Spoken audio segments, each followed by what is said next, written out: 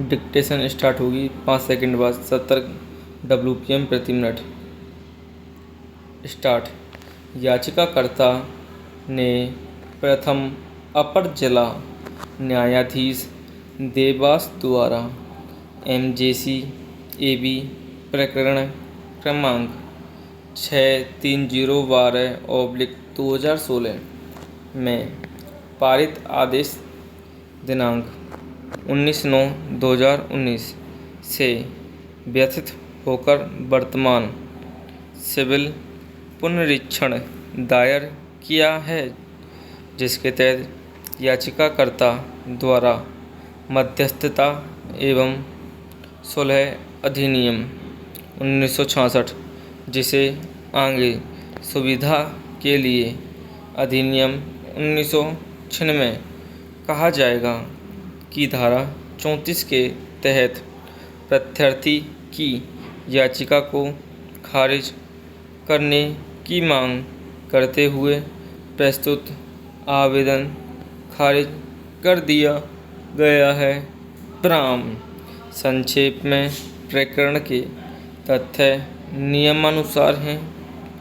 याचिकाकर्ताओं और प्रत्यार्थीगण ने MR केबल के कारोबार के शेयरों के हस्तांतरण के लिए 4/6/2008 को एक शेयर खरीद करार किया।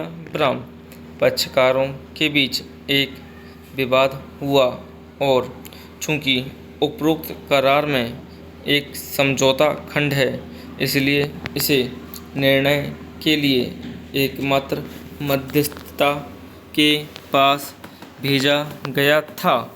विद्वान मध्यस्थ ने बेंगलोर में कार्रवाई का संचालन किया, क्योंकि दोनों पक्ष सहमत थे कि मध्यस्थता कार्रवाई बेंगलोर में की जाएगी।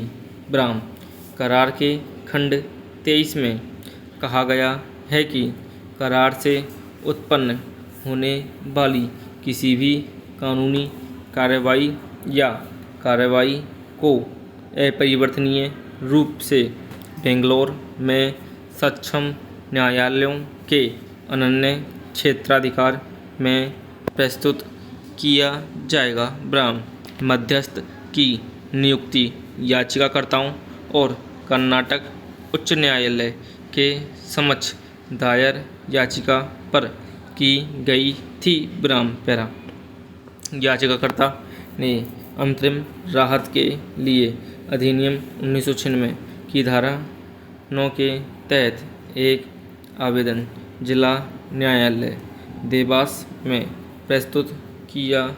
हालांकि उक्त आवेदन खारिज कर दिया गया था।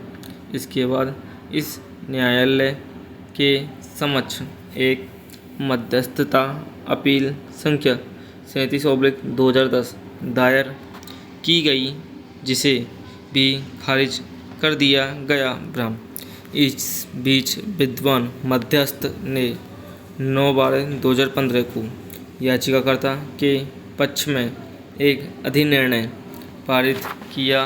ब्राम पैरा प्रत्यार्थी क्रमांक 1 और 2 ने अधिनिर्णय की वैधता को चुनौती देते हुए जिला न्यायाधीश देवास के समक्ष अधिनिर्णय 1996 की धारा 34 के तहत एक याचिका दायर की। ब्राम नोटिस के बाद वर्तमान याचिकाकर्ता कार्रवाई में उपस्थित हुए और अधिनियम 1966 की धारा 34 के तहत दायर एक आवेदन पर निर्णय लेने के लिए देवास न्यायालय की क्षेत्रीय अधिकारिता पर आपत्ति जताते हुए अधिनियम 1966 की धारा के तहत एक आवेदन प्रस्तुत किया।